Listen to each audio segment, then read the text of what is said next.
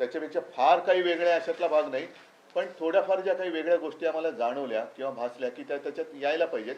आणि महाविकास आघाडीच्या सर्व घटक पक्षांना तेही मान्य आहे की नाही, ह्या ठीक आहे, ह्या गोष्टी करायला पाहिजेत. सविस्तर वचननामा घेऊन फिरणं थोडंसं अवघड होतं, कार्यकर्त्यांना सुद्धा थोडं अवघड होतं, वक्त्यांना सुद्धा होतं. म्हणून खिशात मावेल अशी 5 किंवा 10 ही वचनं आम्ही आपल्या माध्यमातून जनतेच्या चरणी सादर करत आहोत. त्याच्यानंतर त्याच्यावरती एक QR कोड दिलेला आहे. तो QR कोड स्कॅन केल्यानंतर शिवसेनेचा जो काही वचननामा आहे तो आपल्याला पूर्णपणाने वाचता येईल. आणि येत्या काही काळात 1-2 दिवसातच महाविकास आघाडीचा सुद्धा जाहीरनामा येतोय. तो सुद्धा मी म्हणेन शिवसेना, राष्ट्रवादी काँग्रेस, काँग्रेस आणि सर्व आमचे मित्रपक्ष यांचा एक एकत्रित जाहीरनामा आहे. त्याच्यामुळे त्याच्यापासून आम्ही काही वेगळं करतोय किंवा ते आम्हाला मान्य आहे का, हे आम्हाला मान्य नाही का, स्वतंत्र अस्तित्व दाखवतात का, असं काही एक ह्याच्यामध्ये प्रकार नाही.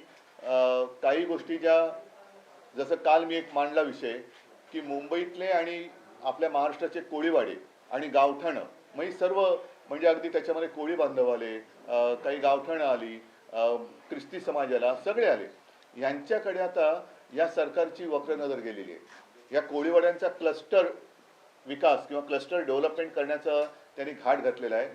क्लस्टर म्हणजे काय की सगळे एकत्रित करायचं, त्यांना टॉवर बांधून द्यायचे आणि बाकीची जमीन ही त्यांच्या मित्राला, आता कोण मित्र, एकच मित्र आहे तो हे करू शकतो, त्याच्या घशात घालायची, असा हा एक काळा प्रकार त्यांनी सुरू केलेला आहे. पहिल्या प्रथम आमचं सरकार आल्यानंतर तो त्यांनी केलेला GR आहे तो आम्ही रद्द करू. कोळीवाड्यांचं अस्तित्व, गावठाण्यांचं अस्तित्व, त्यांची ओळख हे आम्ही कदापि पुसू देणार नाही. आणि त्या सगळ्यांना, म्हणजे कोळी बांधवांना असेल, गावठाण्यातील असेल, या सर्व लोकांना मान्य होईल असाच विकास आम्ही तिथे करू. अन्यथा काय होईल की कोळीवाडी म्हटल्यानंतर मग मासे सुकत कुठे टाकायचे, त्याला बंदी येईल. मासे सुकत, इकडे मासे सुकट टाकायचे नाहीत, तिकडे सुकट टाकायचे नाहीत. त्याच्यानंतर टॉवर बांधले आणि कालच्या सभेत मी ओझरतो बोललो की आता प्रत्येक इमारतीला पार्किंग देतात, पण कोळी बांधव त्या पार्किंगमध्ये त्यांच्या होड्या पार्क करू शकणार आहेत का, की तिसऱ्या मजल्यावरची होडी आहे ती काढायची आणि मग समुद्रात न्यायची? तर असं अजिबात होऊ देणार नाही. कोळीवाड्यांचा जो एक प्रशस्तपणा आहे, माझ्या कोळी बांधवांना मासेमारीसाठी लागणारी जी जागा आहे ती तशीच्या तशी कायम ठेवू. आणि त्यांना विचारात घेऊनच, जसं सीमांकन हे आम्ही सुरू केलं होतं त्यांचं, ते अजूनही पूर्ण नाही झालेलं. अशा अनेक गोष्टी आहेत. त्याच्यानंतर धारावीचा जो विषय आहे, हा धारावीचा विषय केवळ धारावीपुरताच मर्यादित आहे अशातला भाग नाही, तर धारावीच्या माध्यमातून पूर्ण मुंबईभर जो एक बकालपणा आणण्याचा हा सरकारचा डाव आहे तो आम्हाला हाणून पाडायचा आणि तो पाडणार.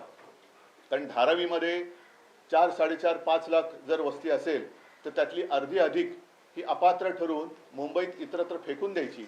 मग ती कुठे मिठागरात असेल, दहिसरला असेल, मुरुडला असेल, आता तिथलीही लोक उभी राहिलेत. मग एक तर धारावीकरांना धारावी सोडायची नाहीये आणि बाकीच्यांना सुद्धा त्यांना कळते की इकडे संपूर्ण नागरी सुविधांवरती ताण पडणार आहे. जर का आत्ताच्या निविदेप्रमाणे किंवा निविदा बाह्य सवलतींप्रमाणे धारावीचा विकास करण्याचं ठरवलं तर मुंबईकरांवरती, मुंबईच्या नागरी सुविधांवरती असह्य भार पडेल. जर कॅल्क्युलेशन नीट केलं, आपल्यापैकी कोणी करू शकत असेल तर मला कृपया मदत करा, पण जेवढी जमीन म्हणजे 1000 एकर जमीन ही आजच अदानीला दिलेली आहे आणि त्याचे तसे आदेश निघालेले आहेत.